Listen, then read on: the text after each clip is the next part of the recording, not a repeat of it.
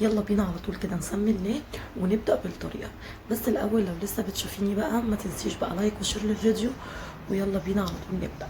أول حاجة أنا كان معايا البانيه بتاعي وكان متقطع سميك شوية، مش رفيع قوي ومش سميك قوي، بالسمك اللي انت شايفاه ده، عشان لما اقطعه شاورما تبقى القطعة كده حلوة فيه.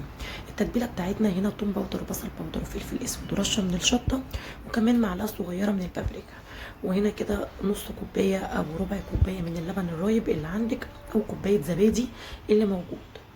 هنقلب كل التتبيله دي في قلب بعضها، وعايزه اقول لك اللبن الرايب او الزبادي هيفرق معاكي قوي في التتبيله، وكل المكونات الجافه بتاعتنا يعني التوابل ديت هتديكي نكهه هايله.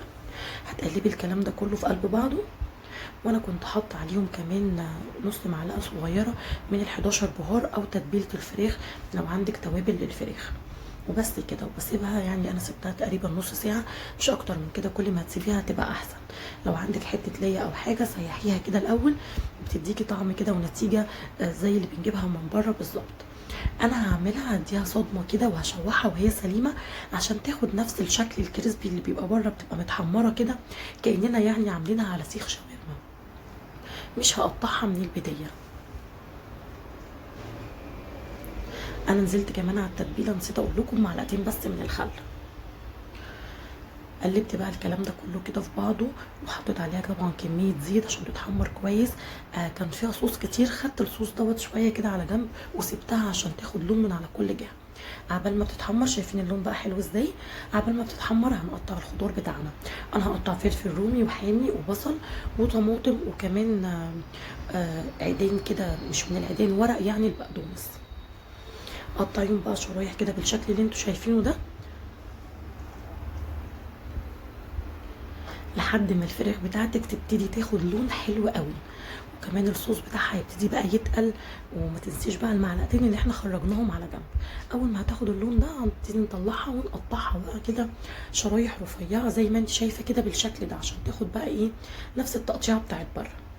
انا حضرت الخضار بتاعي وهحط كل حاجه على بعضها. لو انت هتاكليها بقى على طول هترجعي شويه الصوص اللي احنا كنا ركناهم على جنب في قلب الطاسه، وترجعي الخضار مع الشاورما، تديهم تقلبتين كده وخلاص، وتعملي السندوتشات بتاعتك. الخضار ما بيتحطش على النار كتير. هنا البصل والطماطم والبقدونس والفلفل الرومي والحامي. هنزل بس على البصل بتاعنا برشه صغيره من السماق ورشه من الفلفل الاسود، وهدلكهم كويس لان انا هحط الفراخ عليهم كده. انا ما كنتش هستخدمهم دلوقتي، وكنت هاخدهم معانا واحنا خارجين، وبعدين هبقى احطهم بقى ايه في الميكرويف شويه. هنزل بقى بكميه الشاورما على الكلام ده كله، وهنقلبه في قلب بعضه. احلى صينيه، يعني مش قادره اقول لك الصينيه دي هتكلفك من بره قد ايه. شايفين بقى الكميه، شويه الصوص اللي نزلوا انا رجعتهم في الطاسه تاني لحد ما تقلوا كده، وحطيتهم على الفراخ بقى كده عشان تبقى جوسي وما تبقاش ناشفه، وهي بصراحه كانت طريه جدا. انا شلت الصينيه دي عبال ما عملت شويه توميه، وعملت كمان شويه طحينه، وبعدين حطيتها بس في الميكرويف كده دقيقه، وابتديت اعمل السندوتشات عشان تبقى سخنه. شايفين بقى سمك التوميه وسمك الطحينه، السندوتشات كانت تحفه، وبالطحينه وبالتوميه طعمها يجنن.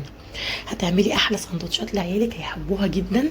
هتعملي كميه كبيره باقل التكلفه الممكنه يعني. في الوقت اللي احنا فيه ده، اللي بيعرف يعمل اي حاجه في البيت يعملها، واللي ما بيعرفش يشوف ويجرب، وما نشتريش بقى حاجه من بره. هي الدنيا مش ناقصه غلا بصراحه.